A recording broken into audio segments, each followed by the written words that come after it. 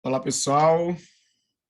Professor Marcos Vinícius. Vamos para mais uma correção de atividades, né? Dessa vez, a atividade 0301 da disciplina Legislação Tributária. Tá? Vamos então lá.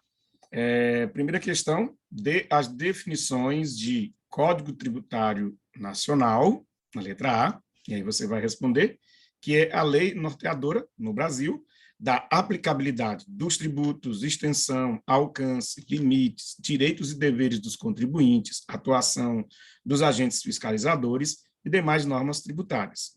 Então, você vai definir o Código Tributário, né, como uma lei. E essa lei é de aplicação aos tributos. Tá? E aí todo um conjunto, né, de normativas com relação à questão tributária. Okay? Na letra B, fato gerador, então você colocaria, é uma expressão jurídico-contábil que representa um fato ou conjunto de fatos a que a legislação vincula o nascimento da obrigação jurídica de pagar um tributo determinado. Então, nós temos como fato gerador, né, o ato que gera a obrigação de pagar tributo, tá? Então, resumindo, é isso aí. A letra C, base de cálculo, é a grandeza econômica sobre a qual se aplica a alíquota para calcular a quantia a pagar. Então, base de cálculo vai ser um valor, né, a grandeza econômica, e aí você vai aplicar uma alíquota, e quando você aplica essa alíquota, né, um percentual, você vai ter o valor, então, do tributo a pagar. Ok? E a alíquota, na letra D, é o percentual, ou pode ser também um valor fixo, que será aplicado para o cálculo do valor de um tributo. A alíquota, é bom que você acrescente isso aqui, né? É um dos elementos da matriz tributária de um tributo. É muito importante a gente entender que no cálculo do tributo, né, nessa matriz tributária, a alíquota ela vai ser ali um elemento que determina o valor de tributo. Tá bom? Segunda questão, cite e comente os 3 elementos básicos do fato gerador. Então, nós temos aqui, ó, o 1, legalidade, o 2, economicidade, e o 3, causalidade. Então, você vai falar também de cada um, você vai comentar cada um. Né? Primeiro, legalidade, que se refere à exigibilidade do cumprimento do princípio constitucional da legalidade. Ou seja, precisa haver uma lei para que haja o fato gerador. Economicidade, que se refere ao aspecto econômico do fato tributável e à capacidade contributiva do sujeito passivo. Então, na economicidade, vai envolver o quê? O aspecto econômico, ou seja, o dinheiro, o valor, né, sobre esse fato tributável. E a capacidade do cidadão, né, de, através daquele fato gerador, pagar tributo. E o 3, causalidade, que corresponde à consequência ao efeito do fato gerador. Enfim, ao nascimento da obrigação tributária. Né? Então, a gente fala de causalidade, a gente fala de causa e efeito. Né? A causa é o fato gerador e o efeito é a obrigação tributária de pagar tributo. Certo?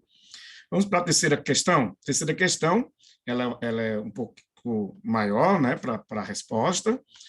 Caracterize o Código Tributário Nacional, então você vai dar todas as características, não vai estar só num ponto da apostila, da tua pesquisa, né? Vários tópicos lá você vai ter que compilar para fazer a resposta, tá bom? E é essa aí, o Código Tributário Nacional cumpre as funções de lei complementar exigidas ou exigida pela Constituição Federal de 1988 para tratar de obrigação, lançamento, crédito, prescrição e decadência tributários.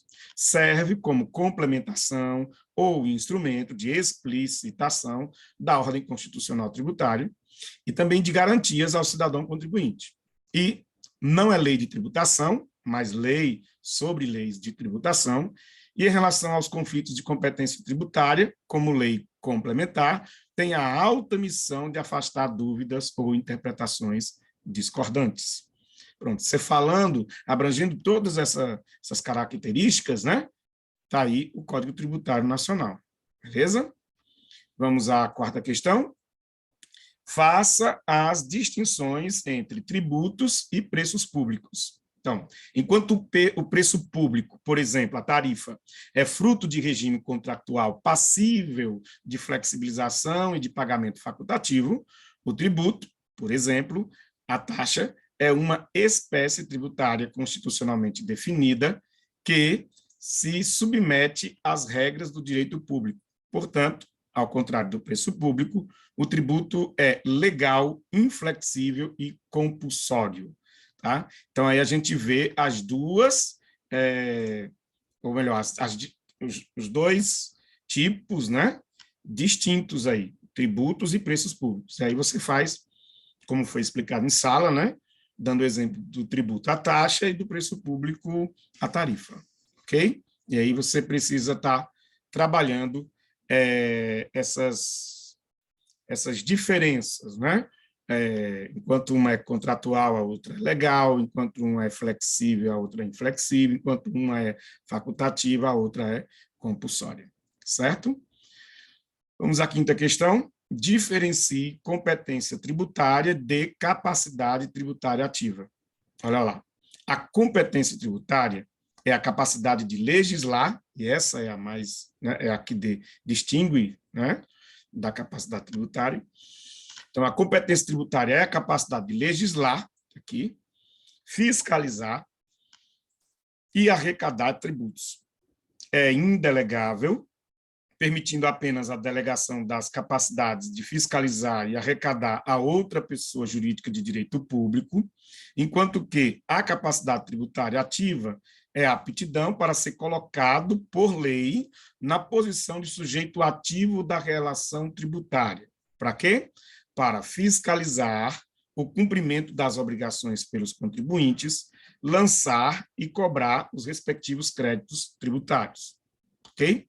Então, essa é aí a diferenciação entre competência e capacidade. O sexto, que prerrogativas a capacidade ativa tributária dá ao sujeito ativo da relação tributária? E está lá, você só vai responder isso aqui, ó.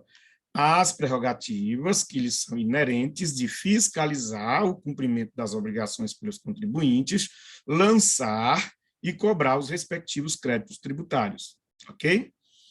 A sétima questão é quem pode ser colocado na posição de sujeito ativo de obrigações tributárias. Eu, na correção ou na conferência das atividades enviadas pela plataforma, muitos alunos responderam essa questão só dizendo apenas as pessoas de direito público. E a resposta fica um pouco incompleta, tá? É importante que você diga quem, né, exemplos, como está lá, de que pessoas jurídicas de direito público seriam essas, tá certo? E aí você vai colocar como o próprio ente político do qual a lei instituidora do tributo emana, ou, se a lei expressamente designar, outras pessoas jurídicas de direito público, ou seja, uma autarquia ou uma fundação. Tá? Então, aqui eu estou dando um exemplo, mas você pode também colocar os exemplos, né, que foi dado na apostila, a Prefeitura, através da Secretaria de Finanças, o Estado, através da Secretaria da Fazenda, a Receita Federal do Brasil, né, que é representando a União, são pessoas jurídicas de direito público que podem ser colocadas na posição de sujeito ativo. Tá? Alguns colocaram a questão da concessão da isenção, não precisa colocar, né? Vai falar só apenas da questão do sujeito ativo aí, relacionada à capacidade ativa. Tá bom? Vamos à oitava e última questão, né? A oitava e última questão diz: comente sobre as limitações constitucionais constantes no artigo 151 da Constituição Federal.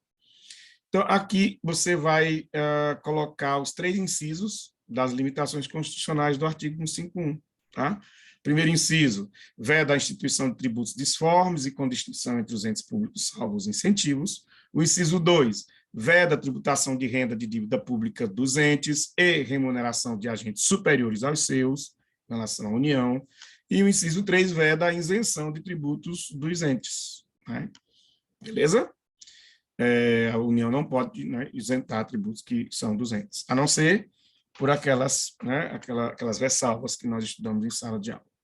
Beleza, pessoal? Então, está aí a nossa atividade 0301 de Legislação Tributária. Até a próxima.